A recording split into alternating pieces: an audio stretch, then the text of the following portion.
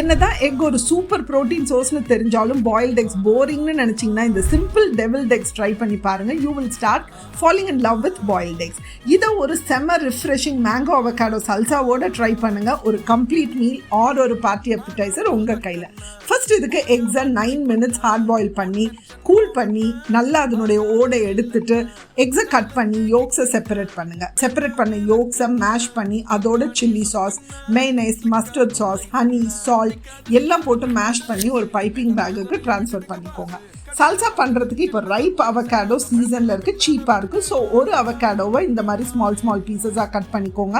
அதோட பொடியாக வெட்டின வெங்காயம், மாம்பழம், குக்கும்பர், கொரியாண்டர் எல்லாம் நல்லா மிக்ஸ் பண்ணிக்கோங்க. ட்ரெஸ்ஸிங் பண்ணுறதுக்கு கொஞ்சமாக எண்ணெய், honey, salt, chilli flakes, lemon juice mix பண்ணி சாலடோட மிக்ஸ் பண்ணிக்கோங்க. பிளேட் பண்ணுறதுக்கு நீங்கள் பண்ண அந்த ரிஃப்ரெஷிங் சாலடை ஒரு பிளேட்டில் வச்சுக்கோங்க.